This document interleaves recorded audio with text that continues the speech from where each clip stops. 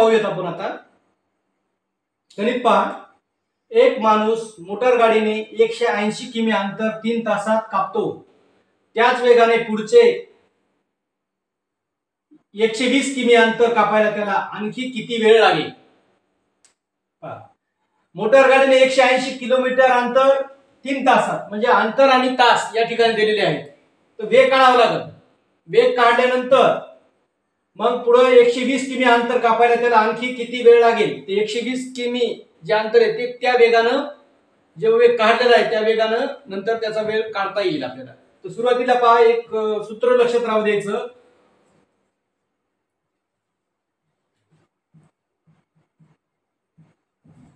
अंतर बरोबर वेग गुणिले वेळ. अंतर बरोबर वेग गुणिले वेळ. आता हेच सूत्र आलटून पालटून कशा पद्धतीचं होते पहा. वेग बरोबर वेळ त्याच्या भागाकारात गेले, गुणाकारातलं. अंतर भागिले वेळ.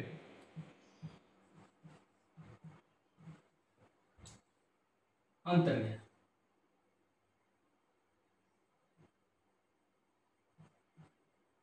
भागिले वेळ.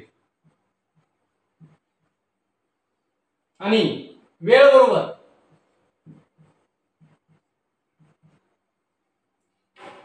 अंतर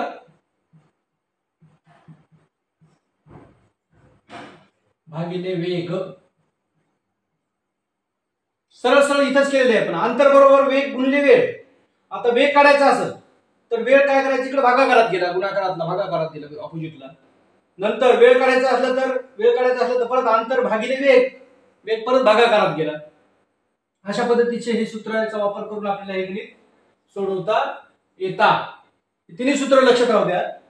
आणि एका सूत्रापासून तिन्ही सूत्र बनतात ऑटोमॅटिक. तर पहा आता, एक माणूस मोटर गाडीने 180 किमी अंतर 3 तासात कापतो. हे अंतर किती? अंतर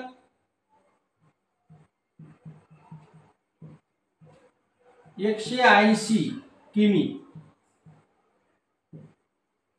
किती तासात कापतो? 3 तासात. वेळ 3 तास. आता वेग काढायचा आपल्याला. काय काढायचंय? वेग. 3 1 3, 3 6 18, 0 ला 0. वेग किती आला? 60 किमी पर तास. वेग 60 किलोमीटर एका घंट्याला जातो. नंतर त्याच वेगाने, म्हणजे 60 किलोमीटर पर आवर,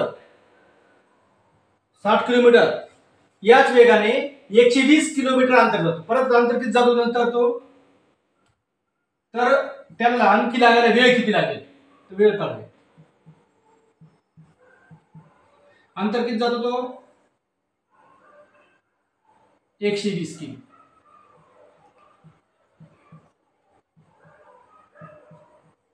आणि वेग किती आहे? 60 किलोमीटर पर आवर.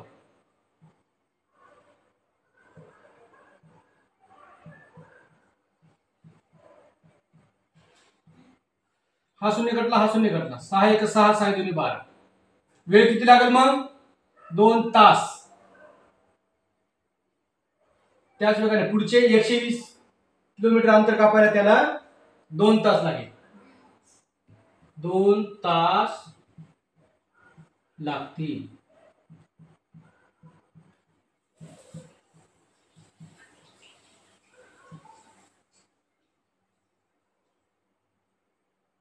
संपलं.